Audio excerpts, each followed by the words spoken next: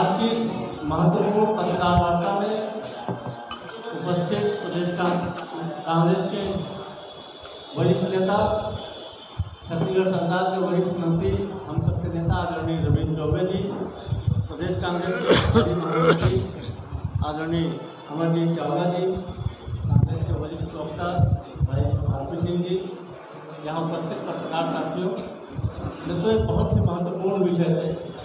बेरोजगारी को लेकर आज हमारे वरिष्ठ नेता माननीय रविंद्र चौबे जी और कुछ ही क्षण में उपस्थित हो रहे मंत्री माननीय डॉक्टर शिव डहरिया जी, जो कल वरिष्ठ मंत्री हम सबके नेता आदरणीय रविंद्र चौबे जी, प्रदेश कांग्रेस के महामंत्री आदरणीय नेता रविंद्र चौबे जी से आग्रह करूँगा कि आप सबको सीधे समझ।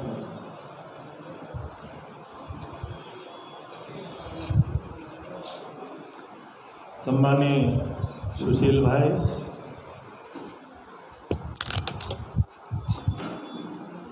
आदरणीय आरपी,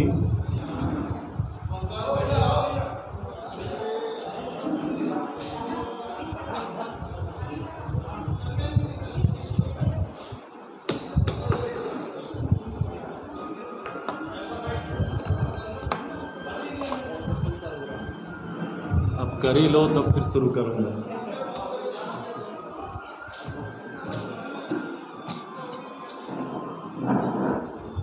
सबका कनेक्शन ठीक हो गया? सम्मानीय शुक्ला जी, आरपी भाई, चावला जी, आदरणीय पत्रकार मित्रों, आज रायपुर में कुछ बेरोजगारों को भ्रम करके हल्ला बोल जैसा आंदोलन भारतीय जनता पार्टी करने जा रही है। एकदम निरर्थक आंदोलन ये साबित होगा। हम लोग रायपुर में विगत 45 साल से राजनीति देख रहे हैं। सभाएं बड़ी बड़ी हुई हैं,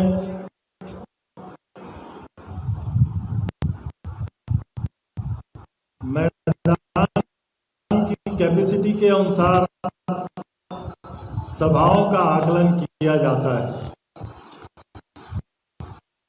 4-5 आदरणीय रविंद्र चौबे जी,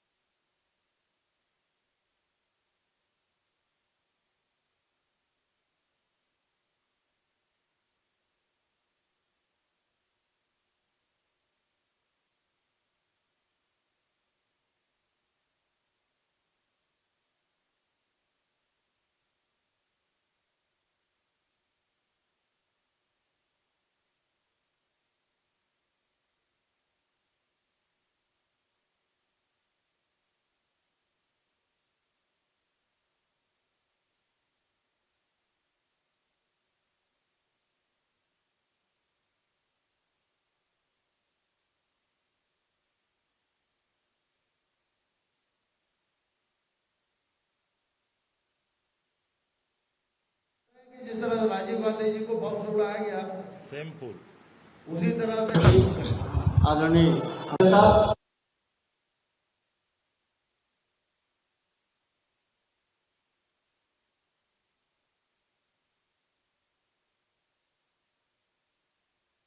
निंदनीय है और दुर्गावती पुरंदेश्वरी जी को इसके लिए माननीय भूपेश बघेल जी और प्रदेश की जनता से माफी मांगनी चाहिए।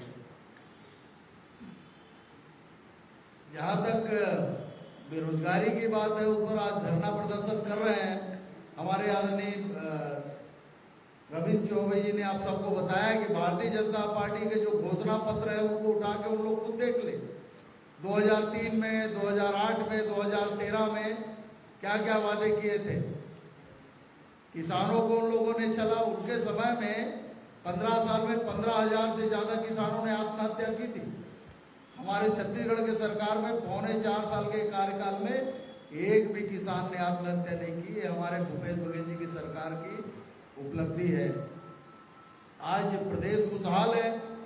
हमारे किसान और हमारे मजदूर, हमारे युवा, हमारी महिलाएं आज सुरक्षित है और अपने आप को सुरक्षित महसूस कर रही हैं। निश्चित रूप से भूपेश बघेल जी के नेतृत्व में छत्तीसगढ़ विकास के रास्ते में चल रहा है। भारतीय जनता पार्टी के पास कोई मुद्दा नहीं है, न कोई विजन है। उनके नेताओं ने कुछ काम नहीं किया। अब ये खाली नेता बदल के अपना चेहरा चमकाने की कोशिश कर रहे हैं, बाकी इनके पास कुछ नहीं है। इनके नेता खुद आदरणीय नंद कुमार साय जी कहते हैं कि भारतीय जनता पार्टी की जिस तरह की स्थिति है उसमें भारतीय जनता पार्टी आने वाले चुनाव में गर्त में जाएगी। तो निश्चित रूप से आप लोगों ने देखा होगा 15 साल में जिस तरह से इन लोगों ने काम किया, छत्तीसगढ़ की जनता ने उनको 14 सीट में बिठा दिया है और आने वाले समय में इन लोग उससे भी कम सीट में तक सिमट जाएंगे। और ये जो 14 लोग अभी दिख रहे हैं जिनका सर दिख रहा है, ये 14 लोगों का सर कहीं नहीं दिखेगा, ये सब बाहर हो जाएंगे।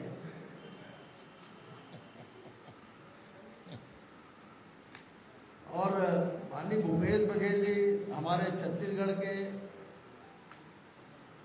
2.5-3 करोड़ जनता के विश्वास के प्रतीक है। उनके नेतृत्व में छत्तीसगढ़ विकास के रास्ते में जा रहा है। मैं एक एक बात नहीं कहना चाहूँगा, लेकिन आप लोगों ने देखा होगा पूरे देश में छत्तीसगढ़ का मॉडल चल रहा है। बहुत सारे जगहों में ये हमारे सरकार की आलोचना करते हैं, उन्हीं मामलों में केंद्र के आदरणीय प्रधानमंत्री जी भूपेश बघेल जी का तारीफ करते हैं। तो ये किस मुंह से हमारी विरोध करते हैं।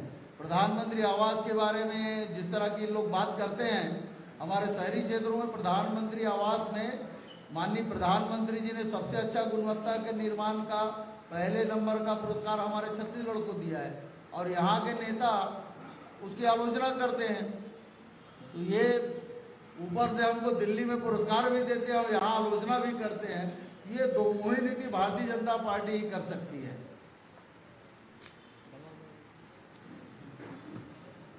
कुछ बेरोजगारों में भी कुछ सवाल है क्या? सवाल ये है कि 2018 में जब आप लोगों ने मैनिफेस्टो बनाया, क्या 2500 रुपए बेरोजगारी भत्ता देने का वादा किया था कि नहीं? आया ना? नहीं। सर एक मैं अभी कटिंग देख रहा था जिसमें पेपर में कटिंग हुई सर, इसमें आप लोगों ने ये लिखा है कि हम 2500 रुपए बेरोजगारों को देंगे। आपका ये प्रश्न कभी आदरणीय मोदी जी या भाजपाइयों से कभी नहीं हो सकता क्या कि 2 करोड़ लोगों को आपने रोजगार देने का वादा किया था? मैं जो कह रहा हूँ ना, मैं वही कह रहा हूँ, ये हमारा वायदा नहीं था। लेकिन छत्तीसगढ़ में आज की जो स्थिति है, मैंने आंकड़े भी बताए।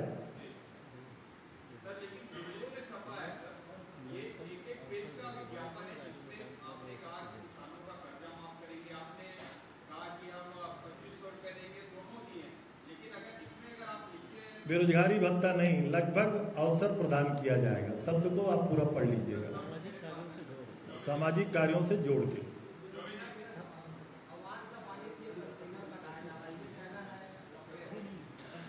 परम सम्मानीय प्रधानमंत्री जी ने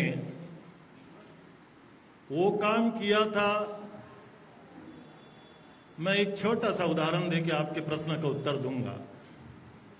गांधी बाबा ने दांडी मार्च किया था नमक किसानों के लिए, नील किसानों के लिए चंपारण में किसानों के साथ मार्च किया था। अंग्रेजों ने तब भी गांधी बाबा और किसानों के रास्ते में कीलें नहीं लगवाई थी। हिंदुस्तान का दुर्भाग्य है कि जो काम अंग्रेजों ने नहीं किया, इस देश में प्रधानमंत्री नरेंद्र मोदी जी ने जब दिल्ली में किसानों का आंदोलन हुआ तो दिल्ली के चारों तरफ कीलें ठुकवाई थी। क्या इसका उत्तर है भाजपाइयों के पास? एक वन बाय वन।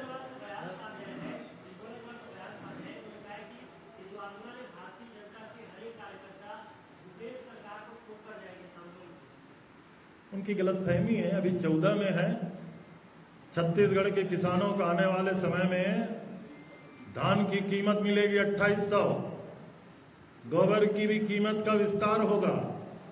अब पूरे हिंदुस्तान में मजदूरों के लिए कोई योजना नहीं है सिवाय छत्तीसगढ़ के।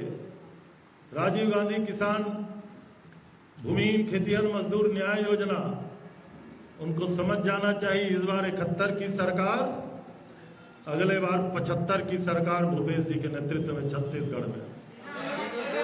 एक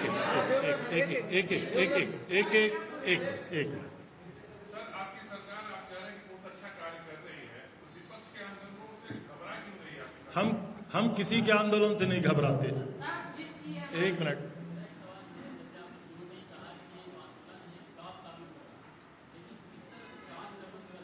अब ये प्रशासनिक व्यवस्था है। मुख्यमंत्री निवास घेरने जाएंगे, हम लोग भी जाते थे तो इस तरीके से व्यवस्था होती थी।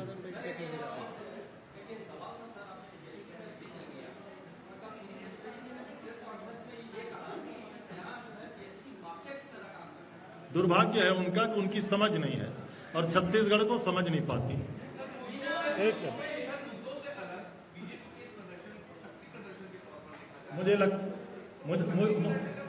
मुझे लगता है कि 3.5 साल बाद अगर वो जागे हैं तो उनको दिल्ली से आए उनके नेता उनकी शक्ति का एहसास करा रहे हैं, लेकिन मैं ऐसा समझता हूं ये उनकी गलतफहमी है। One by one.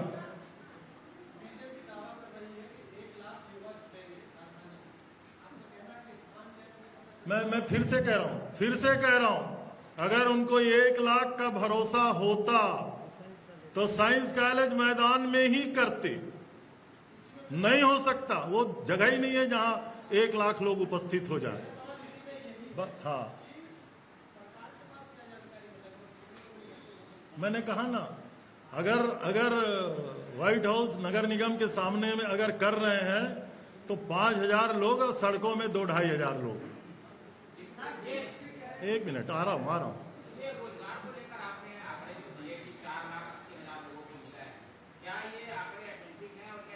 अधिकृत आंकड़े हैं, भविष्य निधि के कार्यालय से आप प्राप्त कर सकते हैं। हाँ चलिए, एक वन बाय वन।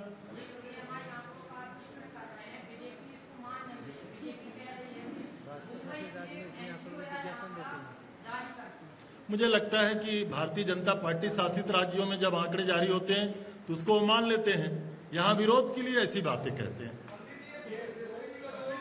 एक मिनट, उसके बारे में मेरे छोटे भाई डॉक्टर डहरिया ने बहुत अच्छी बातें कही। ये संकेत तो नहीं है कि छत्तीसगढ़ की कांग्रेस की एक पीढ़ी को झीरम में समाप्त कर दिया गया था। अगर ये सोच व्यक्तिगत रूप से पुरंदेश्वरी जी का है तो उनको माफी मांगना चाहिए, और अगर ये भारतीय जनता पार्टी का सोच है तो लोकतंत्र के लिए दुर्भाग्य है।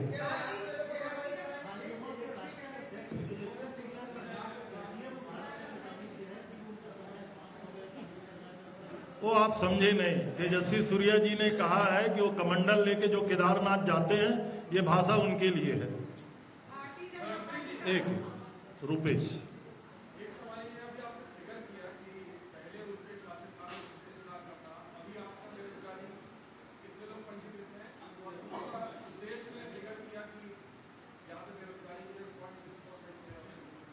ये मैं नहीं कहा, ये रोज अखबारों में आप छापते हैं, ये आंकड़े हैं आपके, और रोज पूरा पढ़ के सुना देंगे आंकड़े, मैं दे दूंगा, लेकिन ये रोज छपता है। आपका दूसरा हो गया। No last.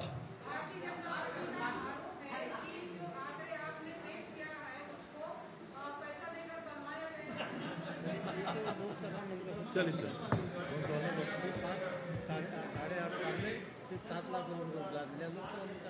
देखो बात ये है, आंकड़े जब हम लोग प्रेस से और आप लोग छापते हैं तो लोग इस तरीके से बात करते हैं। एक आंकड़े में बताता हूं, यही है ना, लोकसभा में उनकी सरकार का उत्तर है 8.5 साल में 7.25 लाख लोगों को रोजगार दिया गया है लोकसभा में। अभी पिछले सत्र में पार्लियामेंट में उनकी सरकार ने उत्तर दिया है और हमने 3.5 लाख के आंकड़े प्रस्तुत किए हैं। तो ये आंकड़े किसी न किसी संस्था के आंकड़े हैं, कोई हम लोग अपने आंकड़े नहीं बनाते। इसलिए भाजपा ने क्या कहा है, कौन ने क्या कहा है, आंकड़ों को जस्टिफाई तो आप लोग भी करते हैं ना। लास्ट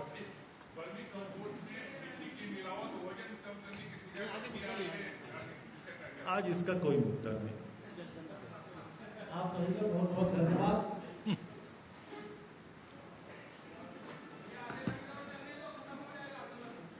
सही में, अरे क्या बात, अरे मजा आ गया यार तब तो ये बात में तो दम है।